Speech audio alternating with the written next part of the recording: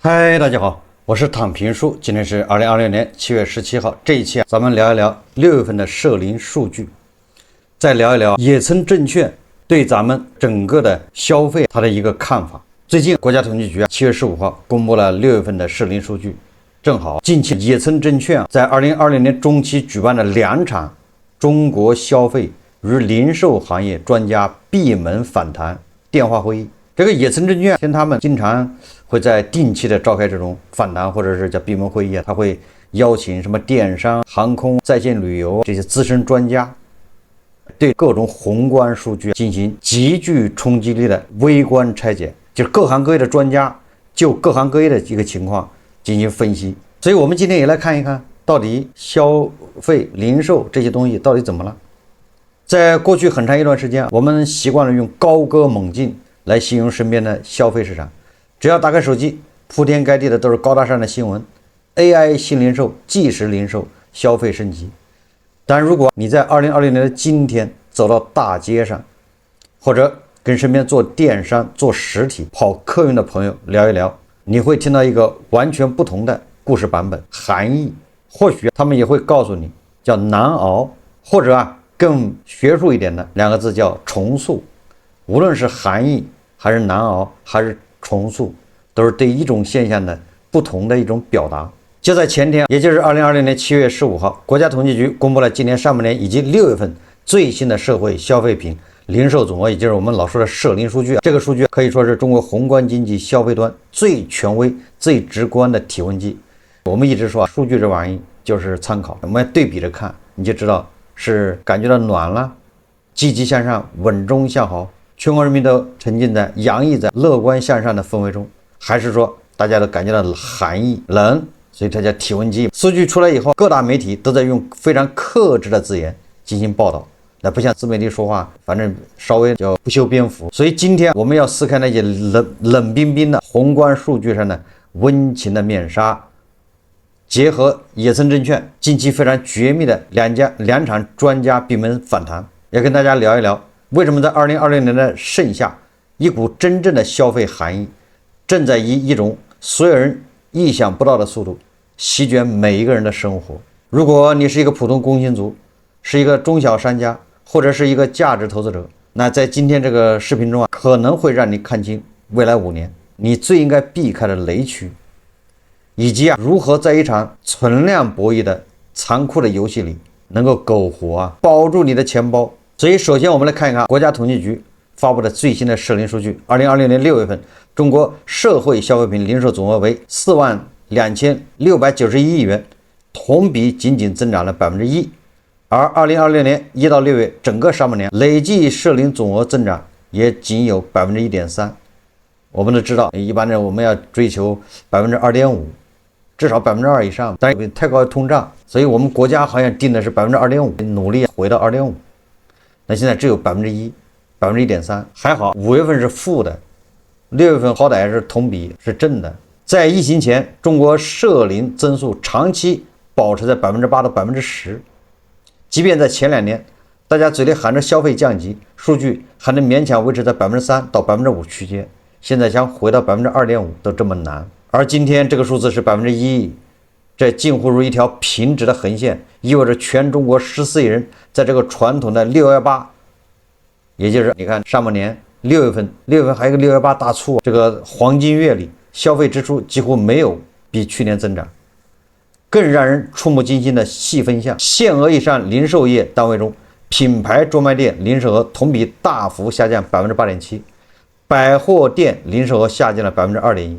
餐饮收入在6月份增速也只有 1.2%， 也就是餐饮根本就没有好一点。某种程度上它辜负了大家的期望预期。说明什么？说明老百姓不仅不爱去实体店买衣服买大牌，甚至连出门下馆子这种最基础的防御性消费，大家都开始精打细算，能省则省，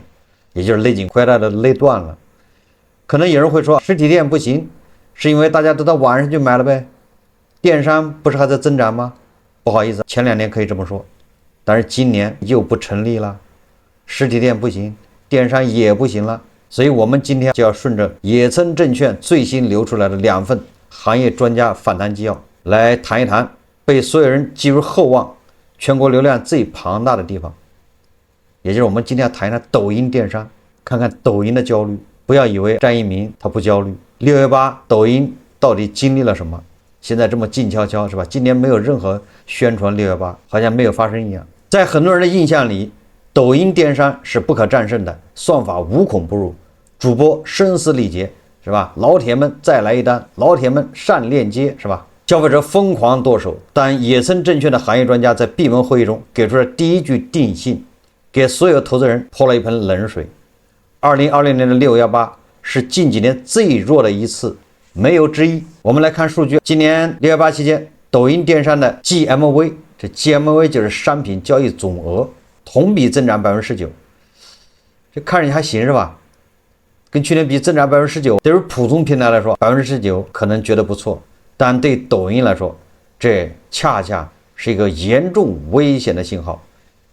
因为抖音原本内部设定的目标是 25%， 也就是它没有达到抖音内部的预期，只有 19%。 不仅如此，野村证券在这次评估后，直接将抖音2020年全年的 GMV 增速预期从之前的 18% 下调了 15%。 你看看，也就是给它的增速下调了，也就是什么意思啊？增速不及预期，还有大的难处。这个时候的抖音有点像荣国府了，没有了增速，开始走下坡路了。看过《红楼梦》的都知道，一旦走下坡路，它有多快？为什么会这样？专家拆解4个核心原因，每一个都直戳当前中国内需的痛点。第一个，整体消费动能自3月份以来断崖式下跌，不仅是抖音，拼多多、淘宝都在面临一个问题，就是消费者不买账了。大家都开始发现钱包里的钱越来越紧，对未来的收入预期也越来越悲观。第二个是国补退潮带来的透支反噬，也就是很多消费透支了，现在一旦国补一停，好，马上就清零，这叫反噬。2025年，政府为了拉动经济，砸下了大量的消费品以旧换新，国家补贴就是国补，提前透支了大量的汽车、家电等大宗消费需求。到了2020年，补贴效果消退退出，市场立刻陷入了需求真空期。第三个是电商促销规则变简单，反噬了 GMV 杠杆。今年有个很有意思的现象，各大平台都在宣传拒绝套路，直接打折。以前我们要跨店做满减，你每次一下单，你买了400多块钱东西，结果他说你再添什么20块钱就能省80，那好多人就去找那20的，是这样的。满减有的人满减说你不一定在一个店，你可以在别的店买东西，一样的都算到满减里面，这样更多的人就会满减。为了凑单，被迫多买1-2件商品，等你把单一凑齐，再结账的时候一看，他又提醒你，你再买30、50，你又能有多少钱的折扣。很多人就这样，本来就想买一件内裤，最后买了一堆内裤加袜子加什么 T 恤衫。那胡一静老师为什么一次买5条 polo 衫？那就是这么上的当。然而比 GMV 增速放缓更可怕的，今年的规则简单了，消费者买的明明白白，但平台原本靠凑单连销吹起来的 GMV 泡沫，那就破裂了，对不对？你买内裤了，完了一共是多少钱就是多少钱，打折，你挑个便宜的买了就完了。过去是因为买个内裤完了买了一堆东西，现在买内裤没了，所以说比 GMV 这个泡沫它就破裂了。但是这还不算更可怕的，比 GMV 增速放缓更可怕的，更让商家感到窒息的是另一个被野村证券的专家披露的行业禁忌数据。什么意思啊？就是1季度抖音它的退货率高达 47%， 也就是一半，抖音卖出去的一半的东西都要退货。你说这叫什么事啊？这意味着什么？意味着在抖音上面，消费者每下单买100块钱的东西，就有一半的东西在几天后又退了回去。为什么退货率会高到如此离谱的地步？野村分析指出，抖音的 GMV 中有 38% 属于服装、鞋包等非标品，这些商品天然退货率就高。更重要的是，抖音是货找人的脉冲式直播电商，在主播的倒计时时，最后实单的催促下，消费者很容易产生冲动消费，可等狂热退去，第二天醒来看看订单，立刻点击了申请退款，毫不犹豫。这 47% 的退货率背后是一个极其残酷的商家生态。对于平台来说，货退了，它的 GMV 数据依然可以算进去，依然可以在报表上写得漂漂亮亮，也就是刷数据。但对于商家来说，退货意味着他们要承担极其高昂的往返快递费、打包人工费、商品折旧费以及投放在直播间的流量广告费，也就是千川投放。这就解释了为什么在2020年，无数在抖音上年销售额大几千万甚至上亿的头部商家，在年底一算账，发现自己不仅没赚钱，反而亏得精光。卖内裤的亏的内裤都没得穿。这不再是流量的狂欢，而是流量电商的粗放扩张，彻底撞上了居民口袋掏空后的经营质量边界。这是抖音电商。那你说抖音有没有采取什么措施？有，抖音总补贴高达30亿元，高于去年的26亿。抖音补贴的更多了，想达到一个25%的增长，但很可惜，补贴多了是吧？增长只有19%，折扣比例从83折收敛到85折，意味着平台不能再像从前那样不计代价拉规模，开始精打细算，被迫向利润低头。19%的增速放缓，暴露出的不仅仅是消费信心问题，它揭开了一个更让字节跳动和抖音高层夜不能寐的终极难题：抖音的流量红利已经彻底见顶了。过去，抖音电商之所以能像八爪鱼一样疯狂地抢夺淘宝、京东的蛋糕，靠的就是它拥有全网最庞大、最廉价、源源不断的泛娱乐内容流量。也就是你想一想，你和你身边的人，是不是大部分人、同事一有时间玩的最多的应用是什么？就是抖音。用户看个搞笑视频，看个大长腿，顺便就把货买了，再看看钓鱼。但在2020年的今天，这种流量永动机的游戏玩不下去了，见顶了，开始下滑。DAU 就是日活跃用户和用户时长双双触顶，也就是碰到天花板了。14亿人口里，能下载抖音的早下载了，大家每天刷手机的极限时间也就是那几个小时。内容如电商的死亡博弈，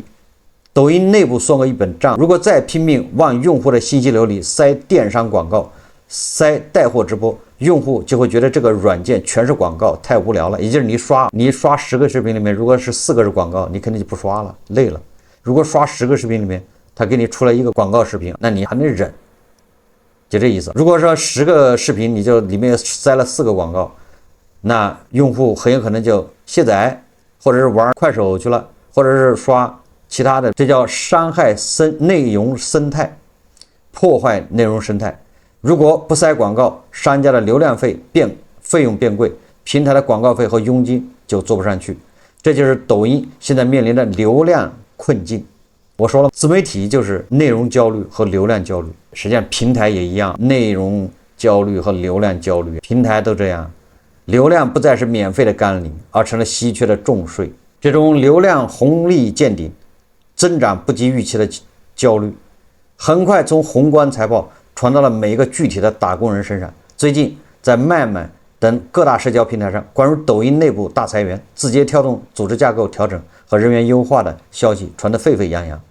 虽然公关辞令上往往用正常的业务调整、组织去冗余来修饰，但我们看数据和业务表现，就能明白背后的残酷逻辑。当一个神话级的平台 GMV 增速从狂飙的60%、50%一路滑落到15%左右，它庞大的员工基数和高昂的人力成本就从扩张的弹药变成了沉重的包袱。业务快速扩张期，大厂可以容忍部门冗余，容忍 PPT 汇报文化，容忍几百人去卷同一个不确定的小项目。但是流量枯竭的情况下，流量见顶的情况下，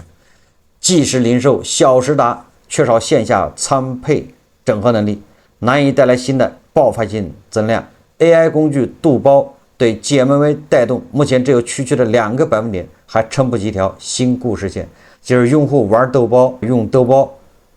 通过豆包进抖音电商，也现在还不行，不成立。就像搜索完的，你用百度搜索，通过搜索去进电商，想法很美好，但是不赚钱。所以他为了赚钱，那只好把你引到莆田医院，在手术台上交钱，没有办法。如果但凡流量那么好变现，他就没必要去做那个，把你搞到手术台上。莆田医院，你正在开刀呢，问你要交38000，交不交？不交呢，给你缝上你就走，交没钱没关系，马上贷款平台给你推荐一个小额贷款，是这样的，都这样玩才能赚钱。所以说，你想把普通的流量变成钱非常难。当找不到新的流量和业务突破口时，大厂唯一的选择就是向内开刀，优化掉高薪但产出平平的中层，砍掉无法立即变现的边缘项目组，把资源集中在核心防线上。这就解释了为什么那些名校毕业、年薪100万、曾自诩为天之骄子的大厂程序员和运营们，也开始在2026年的夏天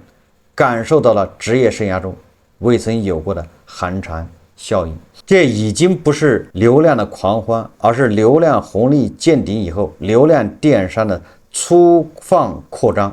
在遭遇居民口袋紧缩、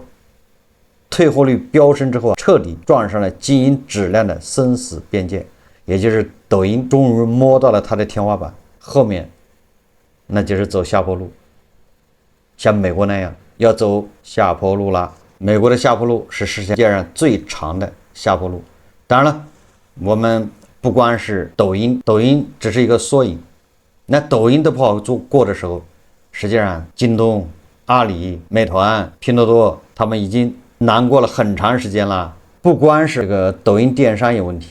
我们再看看，那有人就会说了，大家不买衣服鞋包是因为大家都去体验生活了，享受服务，对不对？服务经济、服务电商贵了呗。今年旅游不是挺火的吗？淄博、哈尔滨、阿勒泰不是天天人山人海的吗？确实，服务性消费和文旅消费在过去1年多是唯一的亮色，但野村证券拿到了另一份行业专家访谈，无情地戳破了旅游大繁荣的幻象。我们前几天已经介绍过了，这个暑期本来是旅游旺季，但是现在整个旅游行业哀嚎声一片，那叫惨呐。那野村证券它也捕捉到了。我们来看看交通和在线旅游平台的一线数据。今年上半年，国内航司的旅客运输量为3.75亿人次，同比仅增长了1%，而这1%的增长结构极其扭曲。一季度因为春节和报复性返乡，同比增长7%；二季度热度瞬间冷却，直接转为同比下降4%到5%。为什么大家不坐飞机了？原因很简单，因为机票变贵了。这个波斯湾局势不稳定，油价上涨，油价一涨，什么机场建设费也涨了，乱七八糟的附加费都涨了，大家就不做了。犹如国际油价持续在高位震荡，国内航司的燃油附加费一路狂飙，800公里以上的航线，燃油附加费从年初的20元一度涨到了170元，翻了近8倍，哪怕后来回落，也维持在100元左右。是往年低位的数倍，这导致今年二季度国内平均机票价格达到了827元，同比上涨15%。那游客就拿脚投票呗，你涨价，那我们就坐高铁呗，高铁涨，那就坐绿皮火车呗。以前票价涨15%，大家可能就咬咬牙买单，但在2026年，消费者对价格的敏感度已经到达了极限。面对涨价的机票，消费者应对策略非常简单粗暴，那我就不做了。大家开始放弃长途飞行，转向就近自驾，或者投向高铁的怀抱，或者是绿皮火车。这种出行降级和电商平台大促的冷清，本质上都是老百姓口袋紧缩在不同场景下的真实投影。而这个缩量的市场里，更残酷的一幕发生了，那就是产业链内部的自相残杀。野村证券研报中披露了一个非常诡异的数据，说今年二季度携程国内机票预订量只下降了10%，但携程国内机票收入竟然暴跌了20%到30%，预订量只少1/10，为什么收入却少了将近1/3？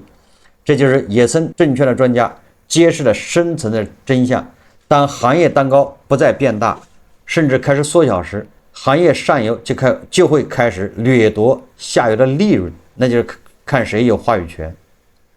国内各大航空公司由于自身亏损严重，开始对携程、飞猪等 OTA 就是在线这个平台进行疯狂的提质降贷的和利润挤压。航司给这些票务代理平台的佣金直接砍到了接近零。为了防止旅行社在携程等平台上私自倒卖低价协议票，航司在今年3月份出台了史上最严的禁令，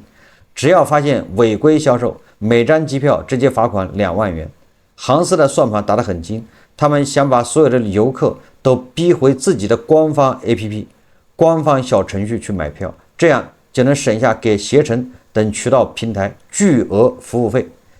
而对于携程来说，机票业务即便现在不赚钱，甚至贴钱，他们也绝对不能放弃，因为机票是整个在线旅游的超级入口。没有了机票流量，后面的酒店、景区门票、租车等高利润业务就成了无源之水。也就是说来说去都是为了流量。携程这些它也需要流量，它卖机票，你机票越便宜，它越能靠这个来攒点流量，把人吸过来之后，你买了机票，你就有可能要租车，要买门票，要找导游等等，要订酒店。人家在后面这一系列的服务中，在哪儿坑你一把，阴你一把，那钱不就来了吗？所以都是流量。所以为了这个流量，他的机票这块他甚至可以倒贴，那补贴你10块钱，你在我这买，都是流量。所以我说都是流量焦虑。这就是2026年中国商业世界最真实也最残酷的一幕。存量博弈往往不是大家坐下来商量怎么一起熬过去，而是上游直接拔刀，把刀口对准下游，抢走对方最后一口用来呼吸的利润。面对这种困境，有些互联网巨头和乐观主义者会说，别慌，我们还有大招，我们有 AI， 有人工智能大模型，未来 AI 能帮我们提高效率，刺激新的消费。但是野村证券的专家在访谈中非常冷酷地给出了结论，在目前的中国消费市场， AI 依然只是个美丽的故事，它还远远接不住跌落的实体消费。比如抖音大力推广的 AI 助手豆包，目前与抖音电商在整合还非常早期的阶段，对整体 GMV 带动作用只有微乎其微的2个百分点，它距离真正能帮用户自主搜索、比较、决策并下单的全能导购还有遥不可及的路要走。我觉得豆包起不到这个作用，豆包以后它顶多能成为一个娱乐平台，这个大家都懂，懂的都懂。因为我最近在用这个人工智能，我发现这个豆包这种人工智能，你说抖音这个我们就忍了，因为使用者他只是刷，他不知道背后付出什么东西，别的自媒体的或者是那些拍抖音的都在怎么付出就要跟这个平台审核打交道。而这个豆包你为什么要用豆包？因为豆包它是个工具，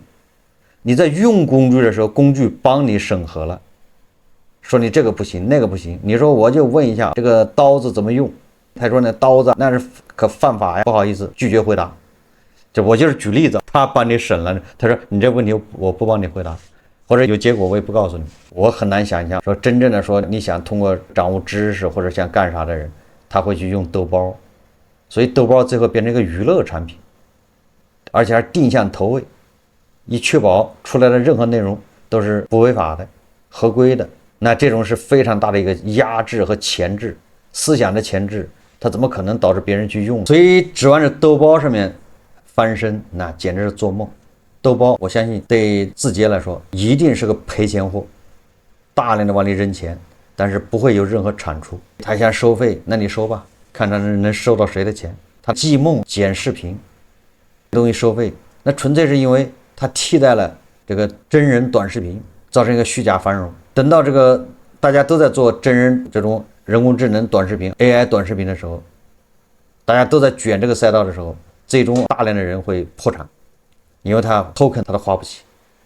他花了大量的 token 钱搞出来视频没人看，因为太多了，大家都卷了，最后都死一片。季梦说来说去，现在把它吹大了，实际上你想想整个电影行业才多少钱，多大利润，你就把整个电影行业全取代完了之后，你那玩意儿电影行业里面的一个利器，只有这些人才会付钱。当然了，普通用户也可以用。我有一个想法，我想做一个视频，但是谁会为这个花钱？为他花钱的一定是拿它当生产工具的，拿它当生产工具的，实际上那就有一定的使用场景条件。那所以它使用的行业无非就是替代了这个行业。那整个电影电视行业一共才多大的产业啊？还有竞争对手，等到大家都不赚钱的时候就不用，是吧？所以说这个季梦也是以未来也是叫好不叫座，也就是他不能为创作者带来利润，人家就不会再花钱。这个跟移动互联网时代的 APP 完全不一样。移动互联网时代 APP 你用不用，人家成本就那么多，不会因为你用它成本高了，也不会因为你不用人家成本低了，没有，它就可以很低的价格免费，因为它硬件投入就那么多，固定的折旧。你这个人工智能它是 token 是要烧电费、烧运算、算力，很多消费者不知道，你是在花你自己的钱，对不对？你在这耍，如果一旦是要掏钱的时候，你发现你是在消费啊。我现在是要勒紧裤腰带，我要吃馒头榨菜，你让我消费，一旦用户知道了，他马上会破防，会破口大骂，暴怒，拿脚投票，对吧？合着我在那儿省吃俭用，你忽悠我在这儿掏钱，啥也没产生，对不对？大家一定要懂这个道理。人工智能某种程度上就是让你在消费，你说我消费它干啥呢？我掏钱，这个我们在以前节目都说过了。所以说未来这个季梦也是够呛。所以说抖音想靠什么豆包、季梦想再维持它的流量，不好意思，很难。如来神掌到底从什么地方来，咱们不知道，但是一下很有可能就把抖音拍个半死，甚至把它拍歇菜了。所以说 AI 无法拯救消费，但是成本却在加速传导。AI 还救不了消费，但另一股可怕的力量成本上涨却已经开始向每一个消费者头上砸过来。很多消费电子产品甚至家电都在悄悄涨价，这个就是这个你看都是我们在买单呢。所以我们如果一旦消费者明白了，原来我们现在承担的涨价都是因为人工智能，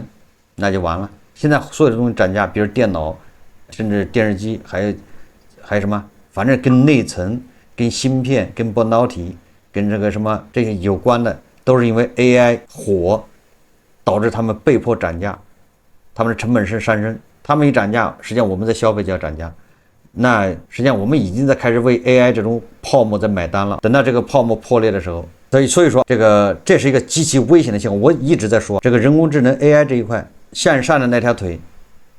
它不仅不能给下的这些腿来反哺，反而还在吸这些腿的血。你想想吧，对吧？它的高歌猛进是靠吸向下的那条腿来的，它还产生不了利润，它就像极了一个麻黄吸血的。在过去，当上游成本上涨时，由于国内消费市场竞争激烈，厂商往往会选择自己扛累扛下，不转嫁给消费者，以此维持销量。但到了2026年的今天，厂商们自己也撑不住了，他们面临一个极其痛苦的两难选择：如果不提价，卖一台亏一台，企业直接破产；如果提价，在这个1%社零增速的寒冬里，老百姓更不会买账，销量可能直接腰斩。你看小米手机现在就是这个情况，小米汽车、新能源汽车都是。当成本上升的重担开始被迫向终端消费者传导时，我们可以预见下半年社零和内需数据可能会面临更加直接的冲击。很多观众听到这里恐怕会产生一个巨大的疑问：既然老百姓不消费，实体店倒闭，电商退货率高达47%，为什么国家不直接发几万亿的消费券，或者像美国、欧洲那样直接往老百姓账户里打钱，把消费刺激起来呢？所以这个问题又触及到了最核心的宏观逻辑。野村证券中国首席经济学家陆挺团队给出了一个非常清醒，甚至可以说是醍醐灌顶的解释。因为当前政策资源的边际倾向正在极其坚定、极其明确的向科技创新集中，而不是短期消费刺激。那没办法，人家要往那边投资，要往那边引导，那这个成本寒冷，那就由往下出溜的这条腿的牛马承担。一方面是你身边的餐馆在倒闭，机票在涨价，618在冷清，大家为了几块钱的退货率和佣金抢得头破血流；另一方面是高端实验室里高歌猛进的科研突破，是超级算力中心的拔地而起，是心智生产力的轰鸣声。在一个存量博弈、结构极端分化的市场里，盲目投资、高杠杆消费无异于在冰面上跳舞。对于我们普通人来说，最重要的也是最迫切的是必须彻底丢掉过去那种水涨船高，只要努力就能财富翻倍的增长惯性。不要有这个想法，要保持现金流的稳健，降低对虚幻高增长的预期，把资源花在提升自己无可替代的硬实力上。这个都是我5年来是吧？这个做节目天天念叨的，对吧？能帮你度过周期低谷，是你的才华，对吧？要成工行，保现金流，要保身体，要保工作，拒绝一切投资。如果你现在知道这些也不晚，还来得及。在未来这个寒意渐浓的冬日里，最深最管用的护城河就是你的才华，就是你的与众不同，当然不包括剽窃抄袭。好，这期节目我们就聊到这里，感谢大家收看。如果喜欢我的节目，欢迎点赞评论，谢谢大家。